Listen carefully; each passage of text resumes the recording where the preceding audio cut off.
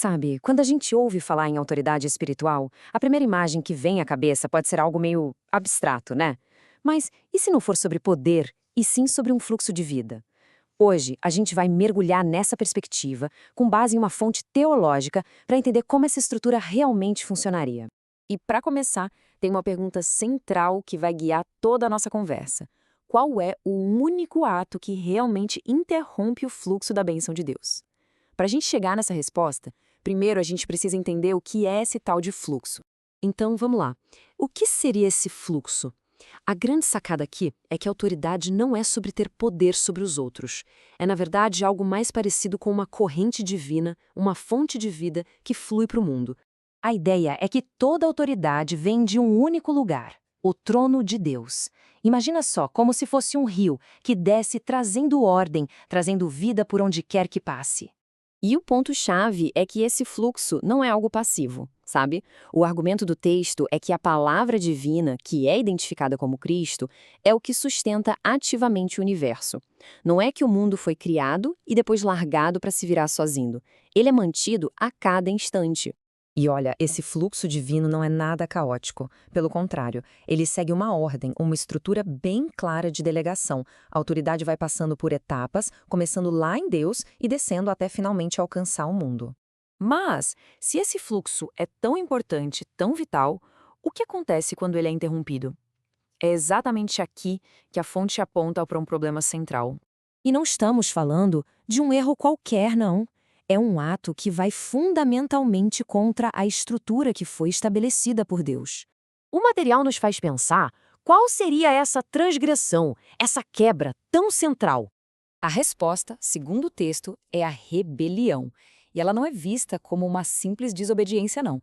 Ela é comparada ao pecado de feitiçaria, uma ofensa que ataca diretamente a própria autoridade divina. É algo bem sério. Certo, mas o que é rebelião nesse contexto? Bom, não é só um ato isolado.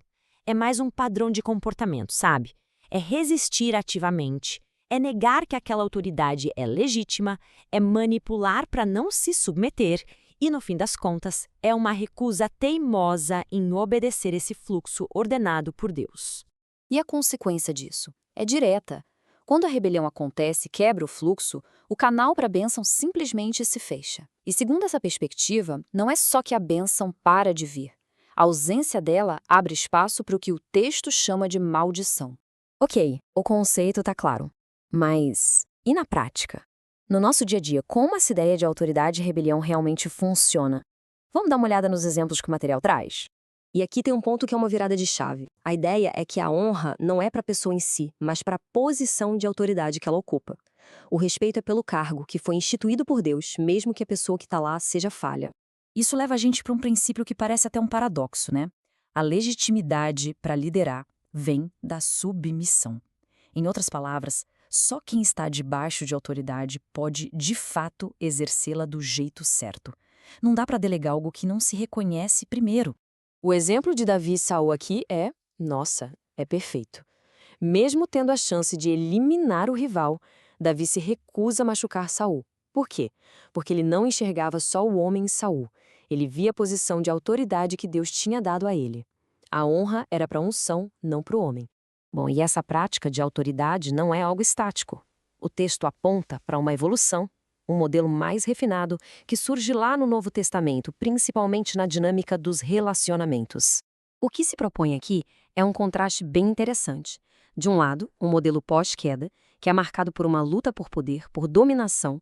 Do outro, um modelo do Novo Testamento, onde a dinâmica muda completamente. A autoridade se expressa como amor e responsabilidade, e a submissão vira uma resposta de respeito. Percebe como isso inverte totalmente a lógica do poder? A maior responsabilidade, o maior peso, cai sobre quem está na posição de autoridade, a de amar, proteger e servir. Nesse modelo, a submissão deixa de ser uma imposição para se tornar uma resposta natural a esse cuidado e proteção. Certo. Se a rebelião quebra o fluxo, a grande pergunta é: como ele é restaurado? Como a gente conserta isso? A fonte oferece algumas chaves bem claras para se realinhar com essa ordem divina. São 3 chaves para restaurar esse fluxo. Primeiro, a humildade, que é o antídoto direto para o orgulho que alimenta a rebelião. Depois, a submissão, que é o ato prático de se colocar debaixo de autoridade por vontade própria. E, por fim, a honra, que é a atitude de reconhecer e respeitar ativamente, e que sustenta as outras duas. No fim das contas, tudo se resume a isso. O acesso à graça divina, segundo essa visão, está diretamente ligado à humildade. O orgulho, que é a raiz da rebelião, cria a resistência e fecha o fluxo. Já a humildade é o que abre esse canal de novo. E para a gente fechar, a fonte aponta para a demonstração final, a maior de todas, e que é, na verdade, um grande paradoxo de autoridade. Qual seria, hein?